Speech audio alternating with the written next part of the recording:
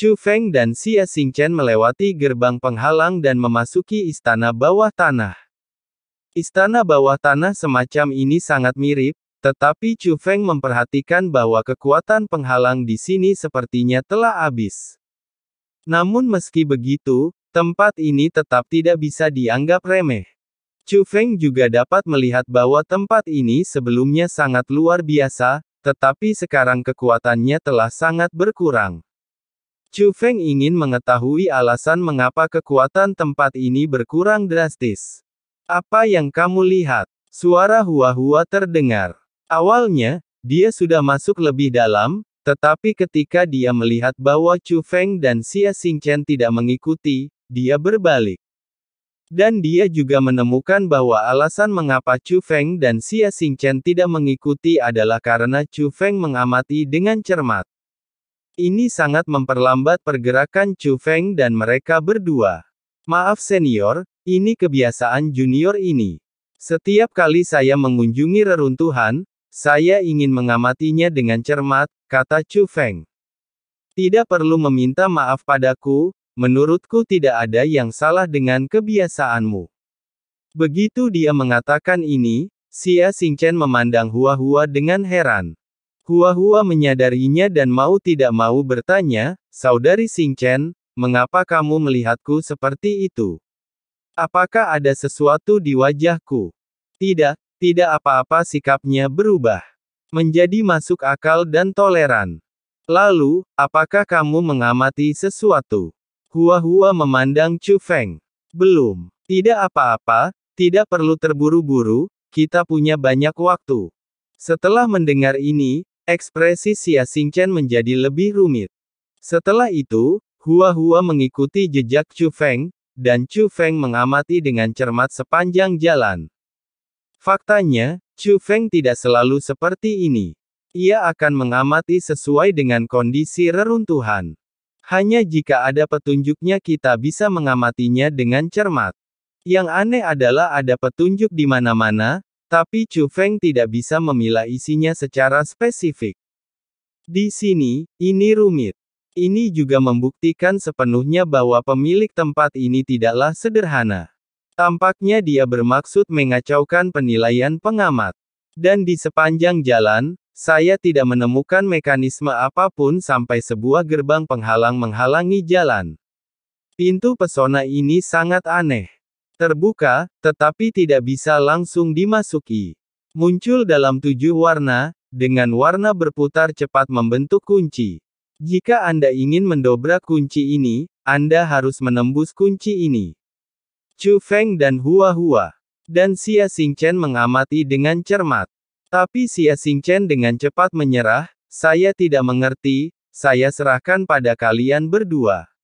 Anda dapat menemukan cara untuk memberi tahu saya. Senior, saya khawatir saya tidak dapat membantu Anda, Chu Feng dikatakan.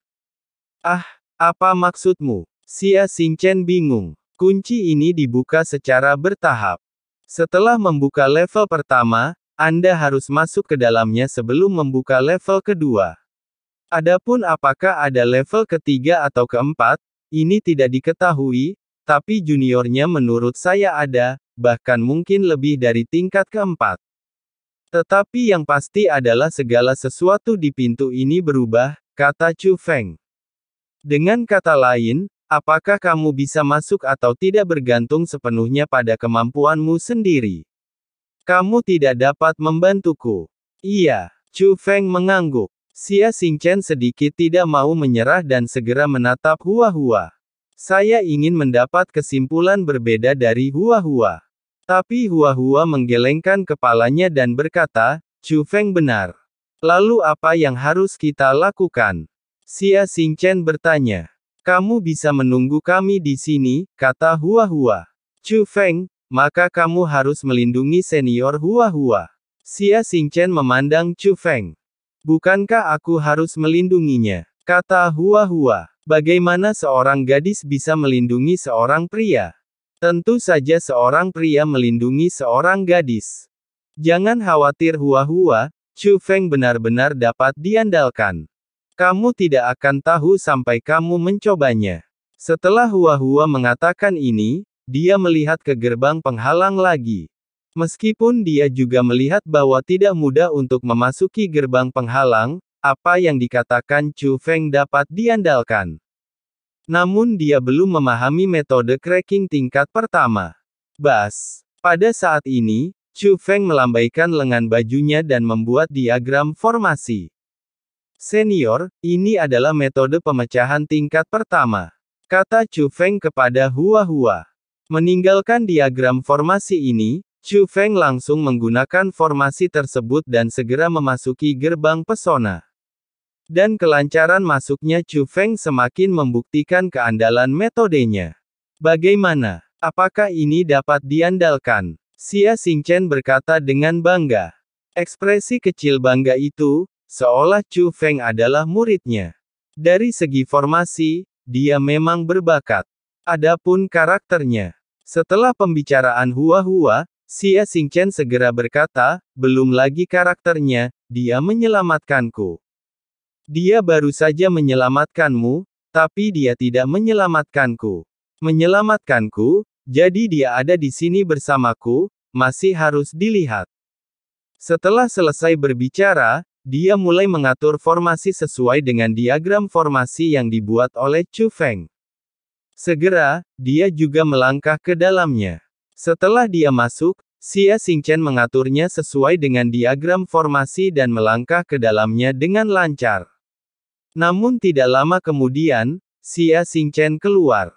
Benar-benar menjijikkan. Itu hanya sebuah pintu. Mengapa begitu rumit? Jika kamu tidak ingin orang masuk, lakukan saja ini. Xia Xingchen cemberut dan bahkan menyalahkan pemilik tempat ini.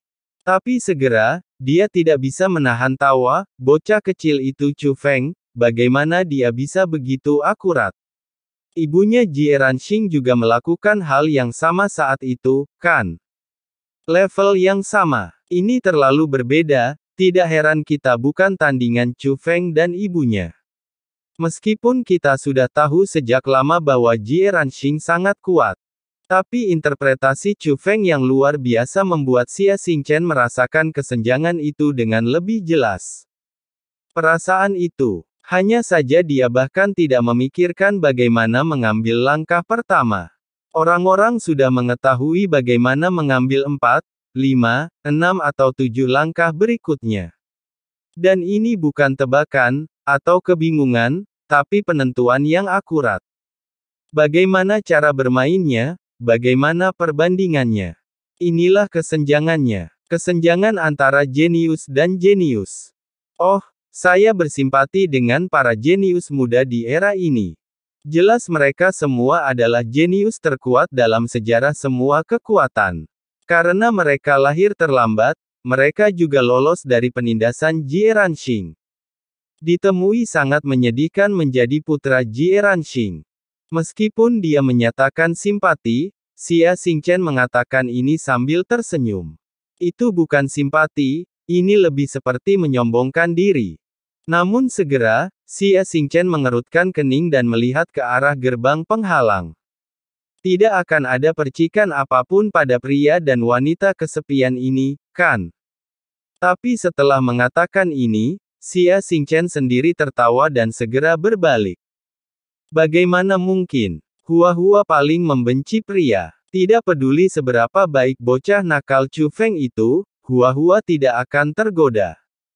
Setelah menghibur dirinya dengan senyuman, ekspresinya dengan cepat berubah dan dia berbalik untuk melihat pesonanya pintu, menghentakkan kakinya dengan cemas. Tapi bocah Chu Feng itu benar-benar luar biasa.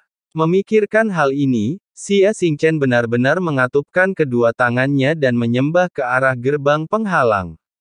Hua-Hua, Hua-Hua, jangan salahkan adikku karena tidak menarik, tapi ku dengar laki-laki tidak bisa berbagi. Sebaiknya kamu tidak mematahkan punggung, dan yang terbaik adalah kamu tidak bisa masuk. Silakan keluar.